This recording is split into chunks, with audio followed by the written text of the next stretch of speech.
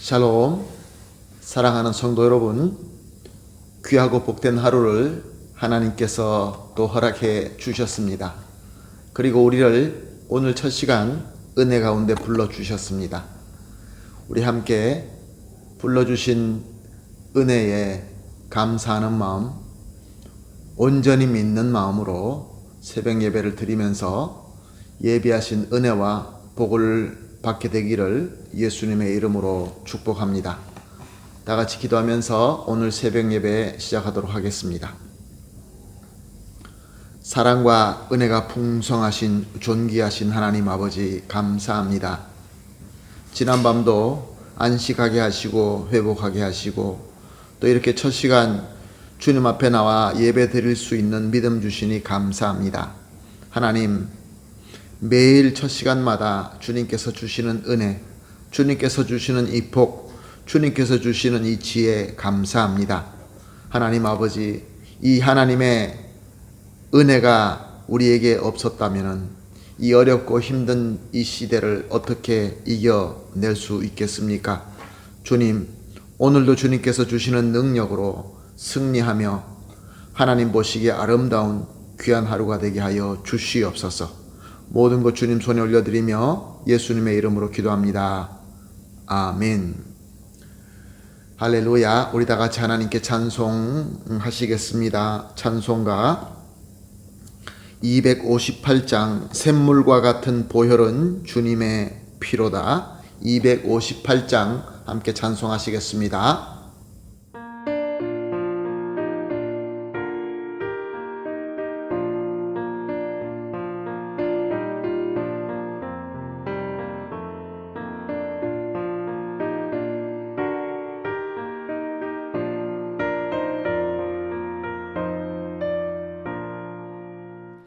샘물과 같은 보혈은 주님의 피로다.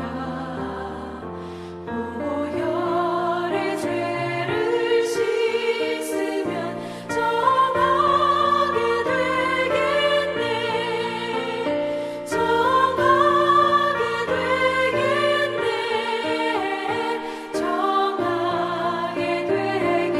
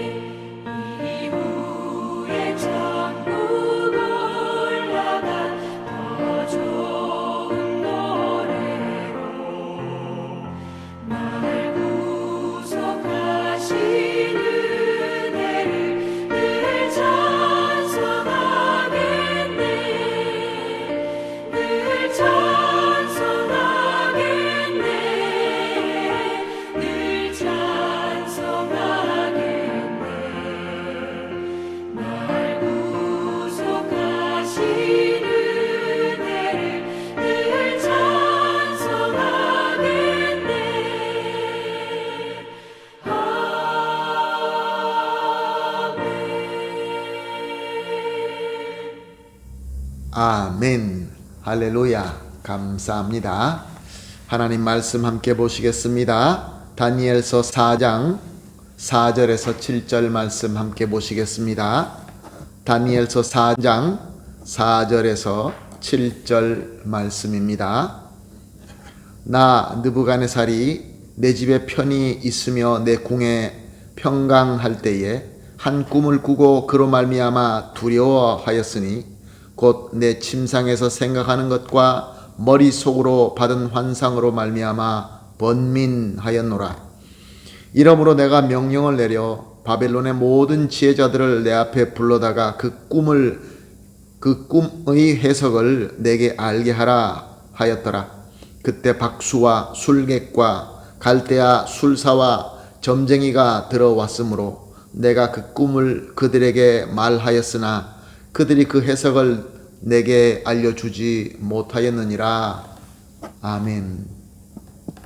오늘 본문 4절 말씀은 나 느부갓네살이 내 집에 편히 있을 때, 내 궁에 평강할 때라고 기록하고 있습니다. 그렇습니다. 느부갓네살은 온 세상을 정복하고 세상의 최고의 권력을 쥐고 있었습니다. 그러므로 자신의 궁에서 세계의 최고의 평강을 누리고 있었던 것입니다.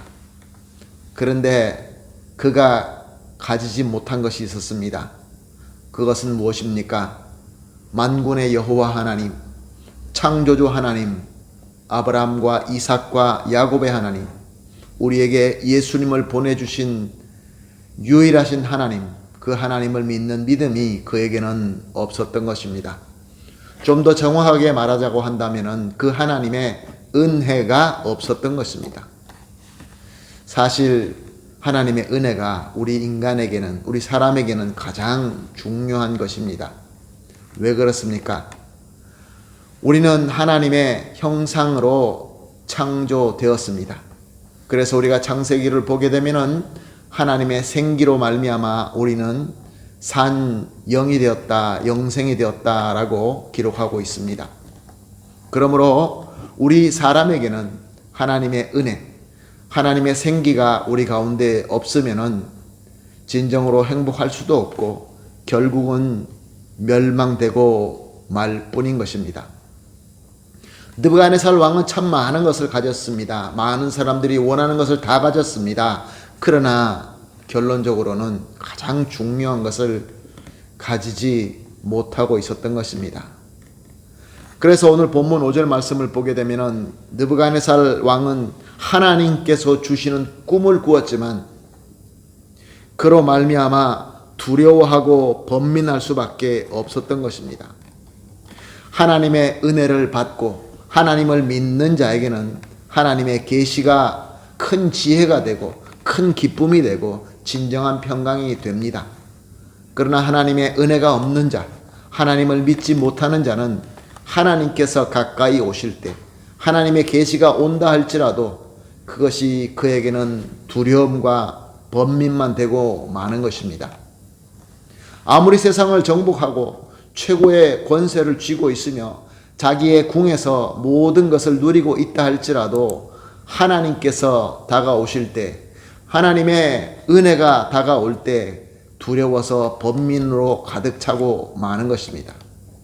하나님의 은혜가 없는 느부갓네살은 그래서 모든 지혜자들을 부릅니다. 박수와 술객과 점쟁이를 부릅니다. 하나님의 은혜가 없는 자들의 특징은 바로 이렇습니다. 하나님보다 세상의 지혜와 경험을 더 믿기 때문에 그들을 부릅니다. 느부갓네살 왕은 이미 첫 번째 꿈과 풀무불의 기적을 통하여 하나님의 능력을 경험하였습니다. 그리고 그 하나님을 찬양도 하였습니다. 그런데 또 번민이 생기자 하나님을 찾지 않습니다. 세상의 지혜를 찾습니다. 이것이 바로 교만이며 고집인 것입니다. 하나님의 은혜가 없는 자들의 특징이죠. 7절 하반절 말씀을 이렇게 기록되어 있습니다.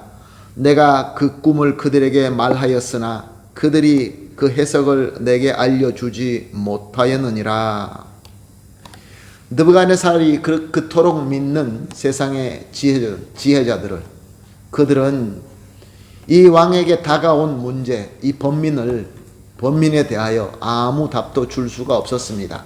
왜 그렇습니까?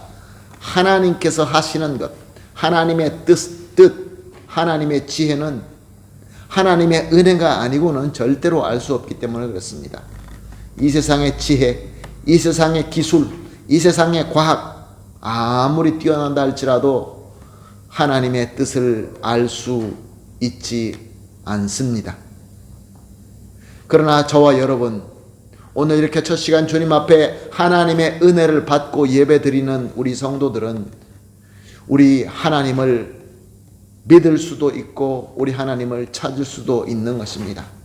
우리 주 예수 그리스도의 공로로 말미암아 하나님을 아버지라고 부르며 오직 예수님만 중보자로 예수 그리스도의 이름으로 하나님을 언제든지 찾을 수 있고 하나님의 지혜를 받을 수 있는 은혜의 자리에 있는 것입니다.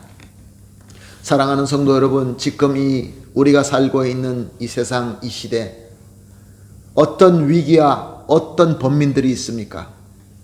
세상 사람들은 세상의 과학과 세상의 능력과 세상의 지혜로 풀어보려고 합니다. 그러나 위기와 범민은 가면 갈수록 더 심해지고 혼란은 더 극하게 되고, 그래서 그들에게는 소망이 없습니다. 그러나 우리에게는 우리 주 예수 그리스도의 은혜로 말미암아 하나님의 은혜 가운데 거하며 하나님께서 우리에게 주시는 지혜가 분명히 있는 것입니다. 그러므로 우리의 사명이죠. 이 어두운 세상, 이 혼란으로 가득 찬 세상, 은혜를 받은 우리 성도에게는 특별한 하나님의 복이 있을 뿐만 아니라 특별한 사명이 있는 것입니다. 그것을 오늘 우리가 깊이 생각하시며 묵상하시면서 같이 기도하기를 원합니다. 오늘 우리가 합심하여 기도할 제목은 첫 번째로 주님의 은혜로 하나님을 믿게 하여 주시니 감사합니다. 우리가 믿는 것 같지만 하나님의 은혜로 믿는 것입니다. 두 번째로 주신 믿음으로 항상 하나님을 찾고 간구하면서 또한 항상 그와 함께 하게 하여 주시옵소서. 하나님과 함께 할 때 하나님께서 우리에게 지혜와 능력을 주실 줄로 믿습니다. 마지막으로 하나님께서 주시는 참 지혜와 능력으로 그 어떤 위기와 범민이 있다 할지라도 이겨낼 수 있게 하여 주시옵소서. 세 가지를 합심하여 기도한 뒤에 각자 개인적으로 기도하시고 오늘 하루를 시작하도록 하겠습니다. 다 같이 기도하겠습니다. 하나님 아버지 감사합니다. 오늘도 귀한 말씀 주시니 또한 성령님을 통하여 우리에게 또 새로운 것을 깨닫게 하시고 또 도전을 주시니 감사합니다. 하나님 아버지, 무엇보다 주님의 은혜로 하나님을 아버지라 부르며 믿게 하여 주시니 감사합니다. 주신 믿음을 가지고 항상 하나님만 찾으며 하나님께 간구하며 하나님과 함께 할 수 있게 하여 주시옵소서. 그리하여서 하나님으로부터 받는 참 지혜와 능력으로 위기와 범민 가운데 있는 이 세상에서 저들에게 소망의 빛을 비출 수 있게 하여 주시고 우리는 그 능력으로 항상 승리할 수 있게 하여 주시옵소서. 감사하며 예수님의 이름으로 기도합니다. 아멘.